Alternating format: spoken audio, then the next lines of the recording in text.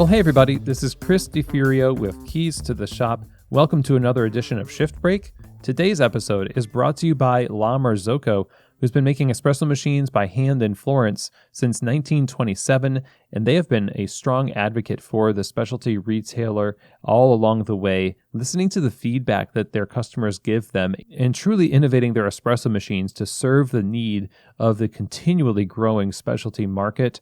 This is why La Marzocco is a household name. On top of that innovation, it's just unmatched dependability, and that's why La Marzocco's are at the heart of so many world-class coffee bars. And a great recent example is their new KB90 espresso machine, where they innovated the straight-in locking portafilters to address problems of ergonomics with baristas and heavy, bar situations. I mean, it's the first of its kind. It's really awesome. Built-in scales in the drip tray for accuracy, and auto flush in the group heads for cleanliness and workflow. The KB90 is just one example of many espresso machines that La Marzocco has developed to fit the needs of a variety of coffee bars. So there is a La Marzocco espresso machine that fits exactly what you're looking for, and they are there to help you find that machine. Just reach out to them, info@lamarzocousa.com. You could talk to one of their salespeople, and be sure to visit their website, lamarzocousa.com.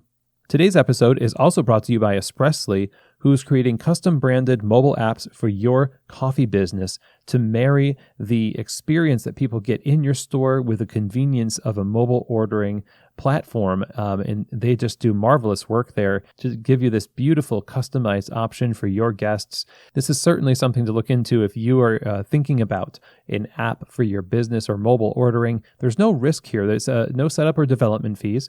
You get a drive-through payment scanner, receipt, label printing capabilities. The data is stored in the app, and it integrates with the world's leading payment platforms, including Square. So to reach out to them and find out more and sign up today, go visit them over at espressly.co. That's espressly.co. Okay, everyone. Well, today we're going to be talking about management, something we like to talk to people about and talk about often here on the show. I definitely still believe that managers are some of the most important people in coffee because they are the present leaders. They are the ones who set the tone. They are the ones that are the intermediaries between ownership and the staff. And it's a really difficult job because of that. They have the owners to please, they have staff to please, and customers too. There's a lot of pressure there. And today's shift break, I wanted to talk about a couple of things that I think are going to be helpful for what I think is a two-way expectation for managers. And what I mean by that is, first, of course, you as a owner, those of you who out there who have managers, you are agents of clarity and resourcing. We've talked about this on the show before. That is really your job, is to provide a platform for success and to cultivate and refine that platform continually. Just the same way as a barista dials in an espresso for what's happening on the bar, a owner or an operations manager, etc., their coffee, they're dialing in is the system. It is the resourcing and the communication and always asking that question, what can I do better? How can the system be better? How can we provide more predictable opportunities for success for the people that we've entrusted with the running of this business? You can't go wrong with that attitude. You really can't. If you go the opposite way, then you probably can go wrong. And a lot of people do go the opposite way, where there is an attitude of, well, people should know this or people should know that. And we can tend to fault people for things that we are actually on the hook for, implicitly on the hook for, I think. And so there's that aspect where, yes, ownership, leadership, you're always in the position of clarity, resourcing, in providing those platforms and opportunities for success. You're a facilitator. But we are not perfect people. And there is a limited amount of energy and time in the day. And none of us, no matter how well we're performing our role as that facilitator, is going to get it 100% right. And even though I think it is primarily your responsibility, it is also the responsibility of those who you've delegated leadership to be forward-thinking and self-motivated and to seek clarity, to seek resourcing, to be more than just reactive, but to be proactive.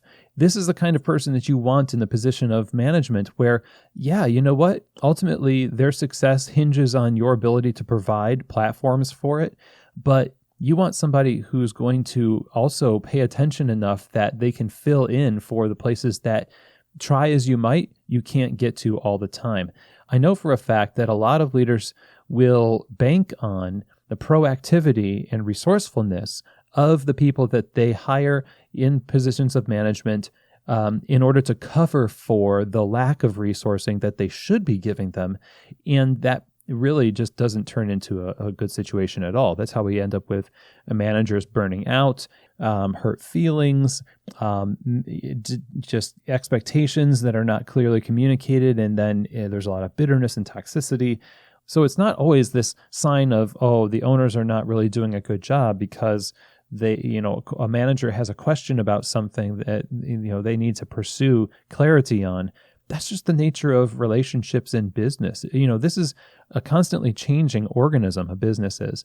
And so we need people to be proactive in both responding to guidance and pursuing guidance. And I guess I would say the same thing about owners. There's an equal need for them to provide guidance, but also to pursue clarity on their end. So when you create systems like we just talked about on episode 330, you're getting feedback. You are pursuing clarity by getting feedback to say, hey, let us know how this looks. You're on the ground, you're working the bar. Give us this feedback so that we can do our jobs better. And managers, you can do the same thing for owners as well by saying, well, help me do my job better. What's the answer to this question? And we have to trust that each person is going to be proactive in pursuing higher degrees of excellence in their given role. So when a manager asks for clarity from an owner about something that the owner knows that they should have given clarity on, but didn't, the values and character of that owner are going to be shown in what happens next. Does the question that the manager asked actually change the system in the future? Or does the owner just kind of chalk it up to, I'm not going to change anything, it's not a big deal, it's wasting a problem? We've talked about that before. So if a manager asks about something related to inventory, and it's a really good question that you didn't think about and you give them an answer, but you don't do anything about it, like change the SOP or communicate it to other managers by saying, hey, I had a conversation with so-and-so and they brought up a good point. So from now on, let's do inventory this way, or let's set the PARs differently on these items. The follow-up and what you do with the information you get from questions and feedback will determine how proactive you actually are in both positions. So as an owner getting feedback from managers in the form of questions and statements and things like that. And the same thing goes for managers who get guidance and direction from owners. What are you going to do with that information? Are you going to take it and apply it to your work, or are you going to ignore it? Are you going to let the side work just sort of push out the directives of the owner? So ultimately, I do believe it is up to owners and anyone in the highest position of authority to set the tone, provide the resources and clarity.